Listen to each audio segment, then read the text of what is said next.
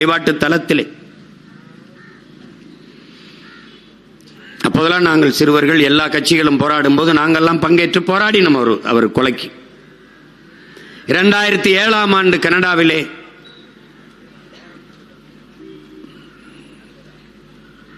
அங்கே போய் தலைவருடைய பிறந்த நாள் மாவீரர் தினத்துக்கு உரையாற்றி சென்ற நான் அப்போது இப்படி அரங்கிலே கூடியிருக்கிற மக்களுக்கு இடையே அழைத்து போக விடுவதில்லை தலைவர்.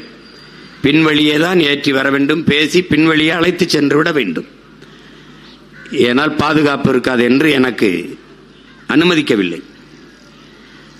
நான் 7ஆம் ஆண்டு பேசிட்டு தலைவருடைய பிறந்த நாளில் பேசிட்டு இறங்கும்போது சில முக்கிய குடும்பங்களை, மாவீரர் குடும்பங்கள், சில முக்கியமான குடும்பங்களை நீங்கள் சந்திக்க வேண்டும் என்று தம்பிகள் கேட்டுக்கொண்டதிலே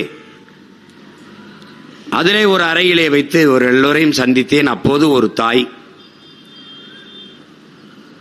அவரை அறிமுகப்படுத்தினார்கள் என் தம்பிகள், அங்கிருந்த தம்பிகள். இவர் நம்முடைய ஐயா ஜோசப் பரராஜசிங்கம் அவருடைய துணைவியார் என்று. இந்த தாயின் இடத்தில் கேட்டது இன்றும் எனக்கு நினைவிலே இருக்கிறது. என்னை இருக தழுவி நெத்தியிலே முத்தமிட்டு சொன்னார், நீ என் வயிற்றில் மகனாக பிறந்திருக்க கூடாதா என்று என்னை கேட்டார். எனக்கு இன்னும் நினைவார். நான் இப்பவும் உங்கள் மகன்தான் தாயே என்று வணங்கினேன். அப்படிப்பட்ட ஒரு மகன் ஜோசப் பரராஜசிங்கம். அவர் இந்த பூபாலன் அவருடைய வழக்கை எடுத்து இலங்கை நாடாளுமன்றத்திலே அழுத்தம் கொடுத்து பேசுகிறார். அப்போது அதிபராக இருந்த சந்திரிகா அவர்கள் அழுத்தம் நெருக்கடி காரணமாக அந்த விசாரணைக்கு உத்தரவிடுகிறார்.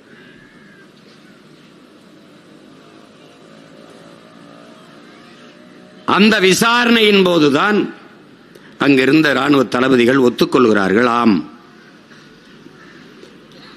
11 பேர் சேர்ந்து தங்கை கிருசாந்தியை வன்புணர்வு செய்து கொலை செய்தது. இதெல்லாம் தம்பித்துறை தெளிவாக விளக்கி பேசினர். அப்போதுதான் அது படுகொலை செய்யப்பட்டு புதைக்கப்பட்டது தெரிய வந்தது.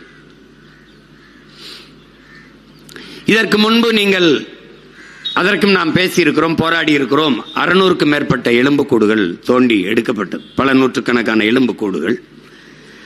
அதை இலங்கை அப்போதைய ஆட்சியாளர்கள் சொன்னார்கள், இது 600 ஆண்டுகளுக்கு முன்பு புதைக்கப்பட்டது என்று.